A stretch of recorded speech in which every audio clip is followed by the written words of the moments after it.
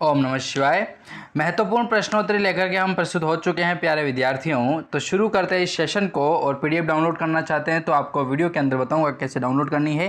Rajasthan GK के बारे में हम बात कर रहे थे। इन प्रश्नों की ओर बढ़ते हैं और महत्वपूर्ण प्रश्नों को जानने का प्रयास करते हैं। ये प्रश्न आपको एग्जाम में 100% देखने को मिलेंगे।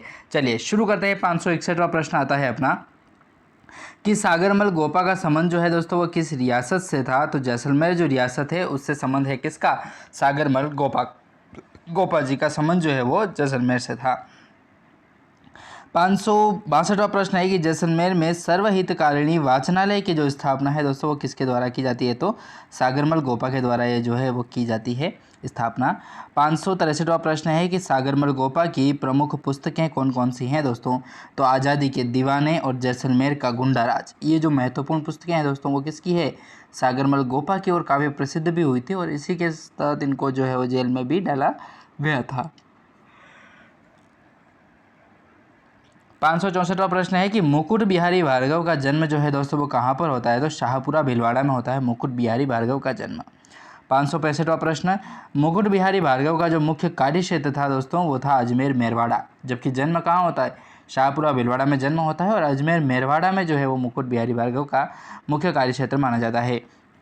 अगला प्रश्न है अपना कि राजस्थान का 566वां प्रश्न है कि राजस्थान का चित्तरंजन दास जो है वो किसे कहा जाता है। तो मुकुट बिहारी भार्गव को जो ही है वो चित्तरंजन दास जो है वो कहा जाता है मुकुट बिहारी भार्गव साहब को। अगला प्रश्न है कि 567वां कि अजमेर मेरवाड़ा से भारत के संविधान सभा में सदस्य कितने थे। तो मुकुट बिहारी भार्गव जो थे दोस्तों एक महत्वपूर्ण सदस्य थे इनके अंतर्गत, ठीक है, भारत की संविधान सभा में सदस्य थे। 568वां प्रश्न है कि शौकत उस्मानी क्रांतिकारी जो किस रियासत से संबंध रखते थे दोस्तों। तो वो थे बीकानेर के। अगला प्रश्न है 569 नंबर का कि लंदन से इंडिया हाउस सोसाइटी की स्थापना जो है वो किसके द्वारा की जाती है। तो श्यामजी कृष्ण वर्मा के द्वारा की जाती है, ठीक है। भारत से कितना दूर होती है, लंदन में देख लो कि इंडिया जो हाउस सोसाइटी है उसकी स्थापना करते हैं कौन, श्यामजी कृष्ण वर्मा साहब। 570वां प्रश्न है कि स्वामी केशवानंद का जो जन्म स्थल माना जाता है दोस्तों वो है अपना मंगलूणा सीकर में माना जाता है, ठीक है। मंगलूणा सीकर जो है वहाँ पर स्वामी केशवानंद जी का जो है वो जन्म स्थान माना जाता है। अगला प्रश्न देखिए 571 नंबर का कि स्वामी केशवानंद का जो वास्तविक नाम था दोस्तों वो था बिरमा। क्या नाम था, बिरमा। 572 नंबर का प्रश्न, स्वामी केशवानंद किस संप्रदाय से संबंधित थे। तो उदासी संप्रदाय जो है उससे संबंधित थे स्वामी केशवानंद जी। 573वां प्रश्न है कि गरीबों की आवाज़ बेकसों की आवाज़ किन की रचनाएं हैं। तो गणेशी लाल जो व्यास जिनको उस्ताद कहते हैं उनकी रचनाएं मानी जाती है, गरीबों की आवाज़, बेकसों की आवाज़। 574वां प्रश्न है कि महर्षि दयानंद सरस्वती का मूल नाम क्या था। तो मूल शंकर तिवारी जो है वो महर्षि दयानंद सरस्वती का मूल नाम माना जाता है। 575वां प्रश्न, दयानंद सरस्वती का नाम दयानंद सरस्वती किसने दिया। तो स्वामी पूर्णानंद के द्वारा दिया जाता है, ठीक है। हाँ, दयानंद सरस्वती जो है उनको दयानंद सरस्वती का जो नाम है वो स्वामी पूर्णानंद जी जो थे उनके द्वारा दिया गया था, जो काफ़ी महत्वपूर्ण भी हुआ था और जीवन मतलब बदलने वाली जो सोच है इस सोच का इन्होंने अनुसरण किया था। 576वां प्रश्न है कि भारत भारतीयों के लिए नारा किसने दिया। भारत भारतीयों के लिए है तो ये नारा जो है वो दिया गया था दयानंद सरस्वती के द्वारा ही।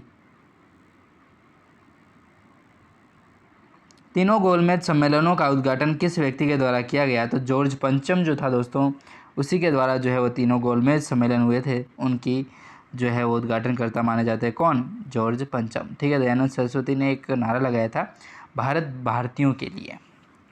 अगला प्रश्न है 578वां कि प्रथम गोलमेज सम्मेलन में राजपूताने के प्रतिनिधि कौन थे। तो जय सिंह जो है अलवर के वो और गंगा सिंह बीकानेर के जो थे दोस्तों वो प्रथम गोलमेज सम्मेलन में राजपूताने के प्रतिनिधित्व माने जाते हैं, जय सिंह अलवर के और गंगा सिंह बीकानेर के।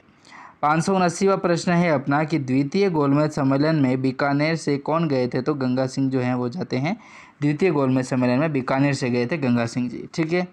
अगला प्रश्न है 580 नंबर का कि भारत में देशी रियासतों का एकीकरण करने के लिए किस विभाग का जो है वो गठन किया गया था। तो रियासती जो विभाग है उसका गठन होता है। और यहीं पर हमारे समाप्त होते हैं 580 प्रश्न। एक और देख लेते हैं। अगला प्रश्न कह रहा है अपना कि रियासत विभाग का गठन जो है वो कब किया गया।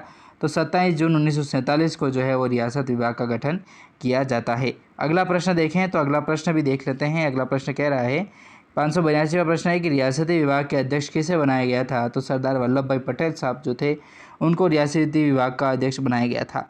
अगला प्रश्न 583 नंबर का कि रियासती विभाग में सचिव पद किसे दिया गया? तो वीपी मेनन को जो है वो सचिव पद दिया गया था रियासती विभाग में। 584वां प्रश्न है कि रियासती विभाग ने अपना कार्य कब से प्रारंभ किया? तो 5 जुलाई 1947 से जो है वो रियासती विभाग ने अपना कार्य जो है वो शुरू किया था 5 जुलाई 1947 को। अगला प्रश्न देखिए 585 का कि भारत की आज़ादी के समय राजपूताना में कुल रियासतें कितनी थी? तो 19 रियासतों का नाम आता है जब भारत की आज़ादी का समय चल रहा था। तो ये महत्वपूर्ण प्रश्न थे दोस्तों। धन्यवाद।